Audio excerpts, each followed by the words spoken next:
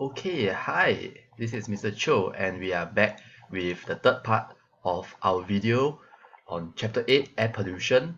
So this time we are talking about 8.3, how can air pollution be reduced and prevented? Alright, this is the best part. And let's turn our textbooks to page 86. Okay, so simple objective, let us discuss some ways to reduce air pollution. So how can we prevent and reduce air pollution? Okay, first way is to encourage the public to turn to environmentally friendly modes of transport such as walking and cycling. Now, I wonder how many of you walk to school? How many of you cycle to school? Okay, or how many of you take the bus to school?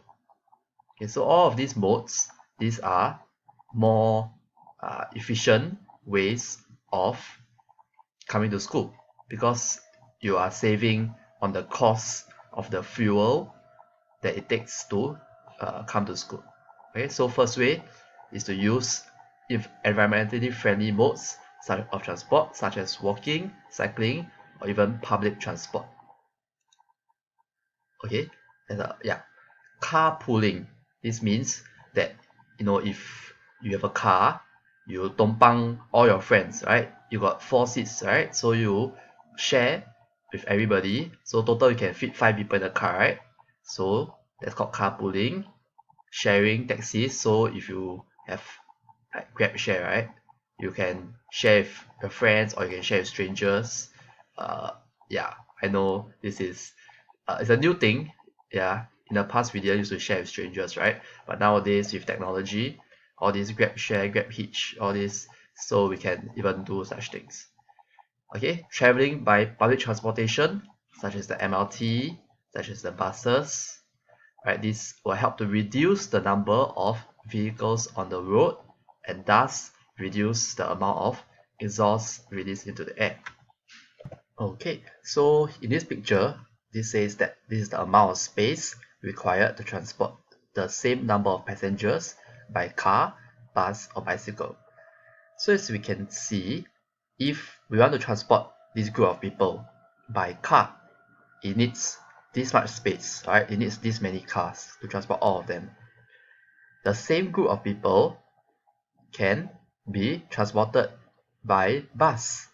Okay, so this group of people, they can just take the bus and all in one bus, and this is all safe. They can save so much space. And if they take the bicycle, right, they need this many bicycles to move, and these bicycles are also very nimble, right? So you can easily squeeze through small places. Okay, so what this comparison shows is that the most efficient way is by taking the bus or by taking bicycle. Okay, let's go back to the PowerPoint. So the second way is, as we said, taking public transport. The third way to reduce air and prevent air pollution is to recycle waste materials instead of disposing of them in general waste as much as possible. Okay, this reduces the amount of waste to be burnt at the incineration plant. Okay, so you see all of these recycling bins under the estate. I think in our school we also have a recycling point, right? So this is the general trash, this is the plastic trash, this is the paper, and the cans. Okay, this here is a web page by Zero Waste SG about recycling together. So as you can see, there are some posters about recycling, and let's recycle together. Yeah, let's have some facts first. Why do we need to recycle? It's because over the past 45 years, the amount of waste that is disposed in Singapore has increased 7 times. So from every year, there's more and more rubbish that are being produced every single year. And we produce this much waste a day, right? That's equivalent of filling 16 Olympic size swimming pools. So all these swimming pools, you have 16 of them. That is the amount of waste that we produce every single day. Okay. Yeah, this is just saying that we will need to build a new incineration plant every 7 to 10 years if we are continuing with this waste, right? And of course, Pulau Semakau, the Semakau landfill will run out of space by 2035 if we continue on our current path. Okay, so let's learn how to recycle properly. Firstly, we should set up a space at home for recycling, right? So we can collect our paper, plastic, metal, and glass. We need to empty the containers of any content. Okay, so like if you just drink your Coca-Cola, the can, you should rinse them, right? If not, the ants and the cockroach and the rats will come and have a good time in the recycling bin. Okay, then when the recycling bin is full, then you can bring it to the blue recycling bin near your house and deposit the recyclables. Okay, so should back them up nicely so that the uncle don't need to go and dig inside and take out all of this one by one. And lastly, do not put any food or liquid waste, tissues, ceramic, light bulbs, battery, or other bulky items in the recycling bin. Okay, the recycling bin is not your garbage bin. You should not be throwing food, you should not be throwing liquid inside. If not, everything inside will be contaminated and then it all cannot be recycled anymore. Okay, so that is very irresponsible. Okay. Okay, so how can we prevent and reduce air pollution, right? The products that we buy should be packaged as minimally as possible to reduce the amount of rubbish to be disposed and burned. Okay, I've seen some small products, but the packaging is bigger than the product itself. Okay, so we should be using just the right amount. Okay, not too little, not too much. Alternatively, the packaging should be made from recyclable materials, which are biodegradable. What does biodegradable mean? Okay, so biodegradable, it means that it can be degraded by bacteria. Okay, so bio is living things, right? And degradable means it can be broken down. So biodegradable means can be broken down by living things. Okay.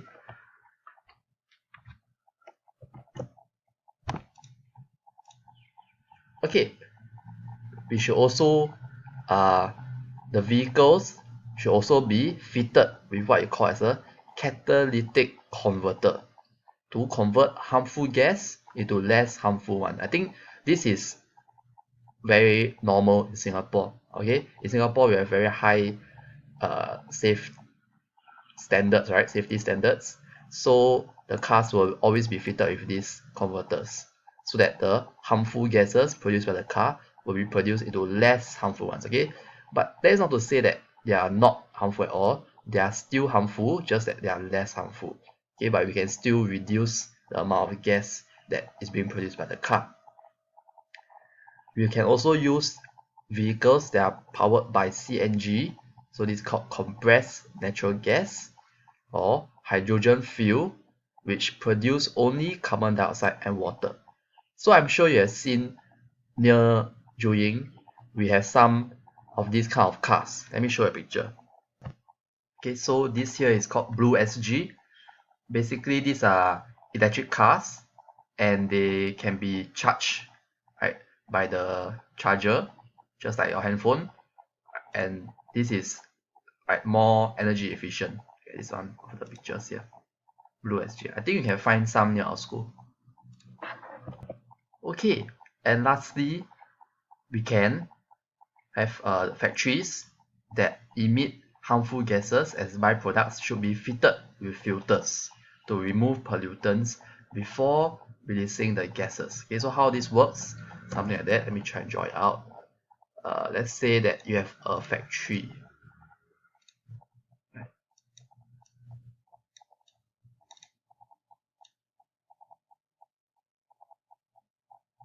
Right, and then it's trying to producing all this gas. So what we need is we need a filter inside. Okay, so remember we learned before about filtration. So if we zoom in, right, a filtration basically means that there's something that can trap the pollutants inside. So it's like a net. And if the particles are too big, okay, so all these particles tend to be quite large. So they are quite large, right? So they are left behind as the residue. So they don't exit out of the factory. So after once every few days, they have to change the filter and then clean it. Okay, we can also grow more trees and plants so that we can increase the absorption of greenhouse gases and produce more oxygen. So we know that plants, right, they take in carbon dioxide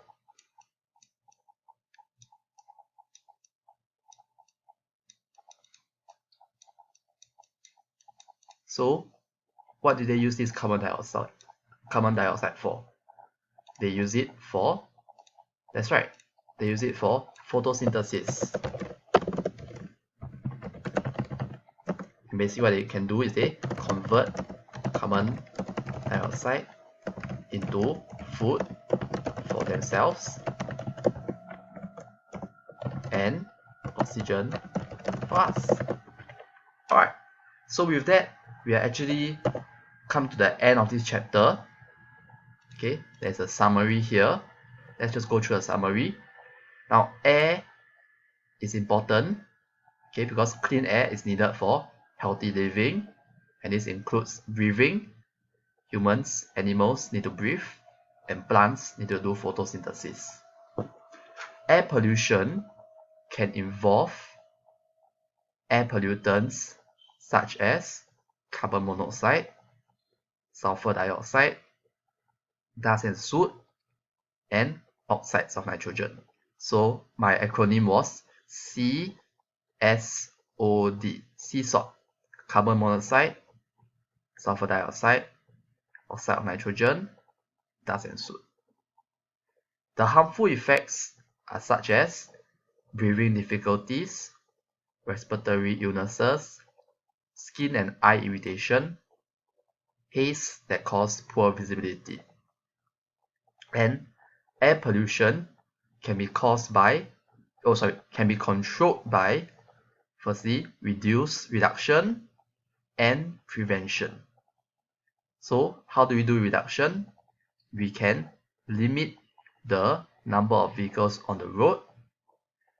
We can check that the car exhaust and the industrial chimney is done properly.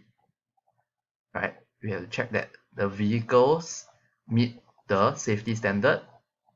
We can grow more trees. Right? There's air-friendly products, so we can buy products that are not bad for the environment. Okay, then for prevention, that is, we can do it through education, like what we are doing right now. We are learning about the problem, and then we can encourage people to take public transport as well as to recycle. Okay, and with that, we come to the end of the chapter.